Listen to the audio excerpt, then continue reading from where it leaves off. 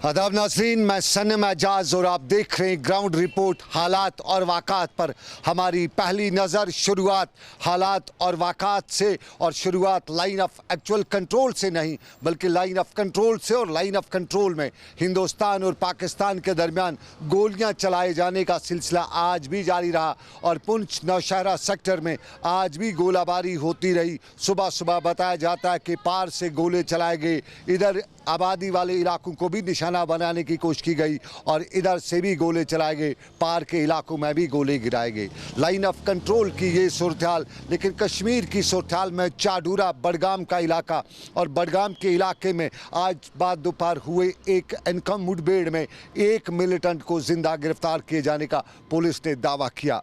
खबरें पुलिस की यही हैं। पुलिस ज़राया कहते हैं कि मिलिटेंट्स की मौजूदगी के इनपुट से और उसके बाद इलाके का कॉर्डन किया गया, जिस दौरान ये इनकाउंटर पेश आया जिसमें मिलिटेंट को सरेंडर करने का मौका दिया गया और उसने सरेंडर किया। ये एक दावा। लेकिन कुछ हल्के ये भी कहते हैं कि फ़ौज की एक पार्टी, गश्ती पार्टी, इलाके की मुर्दमशुमारी करी थी, घरों की निशानदेही करती थी। इस दौरान इलाके में मौजूद मिलिटेंटों को मालूम हुआ, अंदाज़ा हुआ कि शायद उनका इनकाउंटर हुआ है, उनका क्रैकडाउन हुआ और उस दौरान उनने गोलियां चलाई और बाद में एडिशनल ट्रूप्स को बुलाया गया। और एडिशनल ट्रूप्स के साथ बुलाए जाने के साथ जब इलाके का मुहासरा किया गया तो वहाँ एक मिलिटेंट था जिसको पकड़ा गया, जिंदा पकड़ा गया। और उसके बाद बताया जाता है कि उसकी शिनाख्त जहांगीर अहमद के बतौर हुई है। पुलिस ने भी इस वाक़े की तस्दीक की है और पुलिस ने इस वाक़े के हवाले से तफसीलात फराहम करते हुए बताया कि एक बड़ी कामयाबी है और इस सारी सूरत के दौरान एक मिलिटेंट को जिंदा गिरफ्तार किया गया है।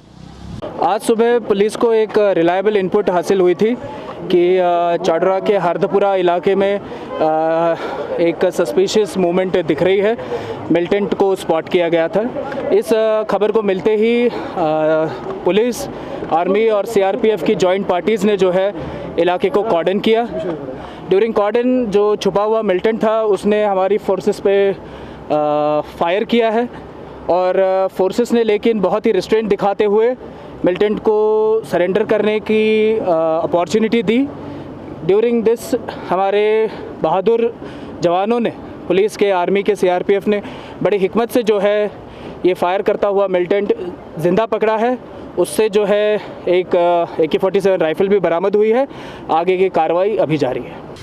चाडूरे के इलाके का इनकाउंटर। लेकिन कश्मीर में हादसात भी होते रहते हैं और हादसात कश्मीर में जाने लेने में सबसे ऊपर हैं। आज भी हादसों की खबर है और बांडीपोरा के नसू के इलाके में आज सुबह हुए एक हादसे में सीआरपीएफ के एक एहलकार की जान चली गई जबकि इसमें 3 दूसरे जख्मी हुए हैं। बताया जाता है कि सीआरपीएफ की गाड़ी तेज़ रफ्तारी में अपना कंट्रोल खो बैठी, ड्राइवर कंट्रोल खो बैठा और उसके बाद वो सड़क पर लुढ़क गई जिसके नतीजे में ये हादसा पेश आया। मुकामी लोगों की मदद से फौरी तौर पे जख्मों को नज़दीकी अस्पताल पहुंचाया गया, ताहम वहाँ डॉक्टरों ने एक के मारे जाने की खबर दी। बाकी जख्मियों को श्रीनगर के अस्पताल मुंतकिल किया जा चुका है। हादसात और हालात, लेकिन इसके साथ साथ कश्मीर में सियासत, और कल से सियासत बड़ी गर्म हुई है। कल श्रीनगर में एक नया प्लेटफार्म भी वजूद में लाया गया। कश्मीर की सभी सियासी जमातें, यूँ कहें मेन स्ट्रीम सियासी जमातें, लगभग बड़ी सभी सियासी जमातों ने कल एक नया प्लेटफार्म बनाने का ऐलान भी किया। और फारूक अब्दुल्ला, महबूबा मुफ्ती समेत पीपल्स कॉन्फ्रेंस और दूसरे लीडरान ने बाद में मीडिया से बात करते हुए बताया कि 370 से लेकर 35 और 5 अगस्त की तारीख, उन सभी मामलात पर एक नया महाज खोला जाएगा। लेकिन आज भी इसी मामले पर बहस जारी थी और आज भी शहर में चिमगोइयाँ हो रही थी। इन्हीं चिमगोइयों के बीच में श्रीनगर में आज मेंबरान पार्लियामेंट से भी मीडिया ने बात की। कल के हवाले से भी सवाल पूछा और पूछा कि आखिर मामलात किस तरफ जा रहे हैं। और साबका हालिया मेंबरान पार्लियामेंट मोहम्मद अकबर लोन समेत जस्टिस हसनैन मसूदी ने इस सारी सूरत का खुलासा भी करते हुए बताया कि मामलात दिल्ली तक ले जाने हैं और दिल्ली तक मामलात ले जाते हुए कई पड़ाव जो है वो पार करने पड़ेंगे। ओवरऑल जो अलायंस है इस अलायंस का ये मतलब है कि हम कश्मीर के हित में बात करेंगे और जो अपनी अपनी सियासत, PDP को अलग, नेशनल कॉन्फ्रेंस को अलग, कांग्रेस को अलग, किसी और को अलग, वो अलग अलग सियासत है। हमें यहाँ पर ये देखना है कि हम क्या कर सकते हैं। हम यहाँ पर मुतफ़िका तौर पर जम्मू कश्मीर के लिए काम करेंगे। पीपुल्स अलायंस ये अवामी इत्तेहाद है जो गुपकार डिक्लेरेशन में जो भी हमने कहा है उसको हासिल करने के लिए, उसके लिए जद्दोजहद करने के लिए एक अवामी इत्तेहाद है। तो डिक्लेरेशन तो गुपकार डिक्लेरेशन वो तो अपनी जगह पर है, वो तो डिक्लेरेशन है, वो तो रहेगी तब तक जब तक हम उसका जो भी मकासद हैं वो मकासद हम हासिल नहीं कर लें। और फिर अपनी अपनी पार्टीज़ के अपने अपने हदफ हैं। जैसे हम कहते हैं कि नहीं जी पूरी मुकम्मल खुदमुख्तारी होनी चाहिए 1952 का 1952 का जो दिल्ली एग्रीमेंट है, किसी और का कोई हो लक्ष्य। लेकिन अभी ये है कि जो 5 अगस्त के गैर आईनी फैसले हैं, एक तरफा फैसले हैं, जो अवाम मुखालिफ फैसले हैं, वो सारे फैसले मनसूख हों। कल नए तश्कील दिए गए महाज में पीडीपी का रोल भी काफ़ी अहम है और पीडीपी से भी इसी हवाले से आज बात की गई और पीडीपी के गुलाम नबी लोन हांजूरा ने भी मामलात के हवाले से अपना रद्द-ए-अमल का इजहार कुछ यूँ किया कि जो पीपल्स अलायंस का कल ऐलान हो गया गुपकार डिक्लेरेशन के लिए, तो वो सभी जो जितनी भी पार्टीज़ के लीडर्स वहाँ पर मौजूद थे उन्होंने आपस में मशवरा करके ये नाम दिया उसको। ये वक्त की अहम ज़रूरत है कि सारी पार्टीज़ आपस में मिलें, इत्तेफाक करें, इत्तेहाद करें ताकि हम इसका मुकाबला कर सकें। और जो इन्होंने किया 5 अगस्त को उसको रेस्टोर करने के लिए यही एक वाहिद रास्ता है। ये कश्मीर की सियासी जमातों का रद्द-ए-अमल जो 5 अगस्त के फैसले को फ़िलहाल नहीं मान रही हैं, बताना यही है कि पहले हमें यूनाइट होना है।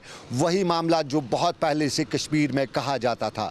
लद्दाख को अलग किए जाने पर कश्मीर में वाविला है और जम्मू में भी कुछ लोग इसी हवाले से बात करते हुए बता रहे हैं कि कभी जम्मू कश्मीर जिसे डोगरा स्टेट कहा जाता था, महाराजा की स्टेट जिसे कहा जाता था, लद्दाख से लेके लखनपुर तक हुआ करती थी, लेकिन अब स्टेट भी ली गई है और इसके हिस्से भी किए जा चुके हैं। ताहम बीजेपी ने जम्मू में आज प्रेस कॉन्फ्रेंस की और बीजेपी ने जम्मू में इस प्रेस कॉन्फ्रेंस के दौरान कश्मीर की सियासी जमातों की तरफ से कल दिए गए मामलात पर अपना रद्द-ए-अमल का इजहार भी किया और मीडिया से बात करते हुए बताया कि कश्मीर की सियासी जमातें आवाम को गुमराह कर रही हैं, बखौल उनके घड़ी की सुइयां वापस नहीं मोड़ी जा सकती हैं।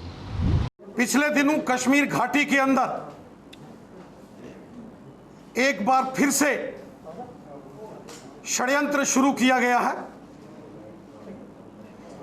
गुपकार एजेंडे के साए में एक बार फिर जम्मू कश्मीर की जनता के खिलाफ षड्यंत्र हो रहा है, साजिश हो रही।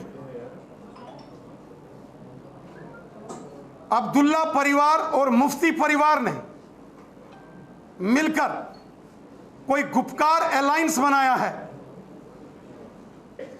ये गुपकार एजेंडा, ये गुपकार अलायंस पाकिस्तान और चीन के इशारों पर नाचने वाले कठपुतली नेता हैं।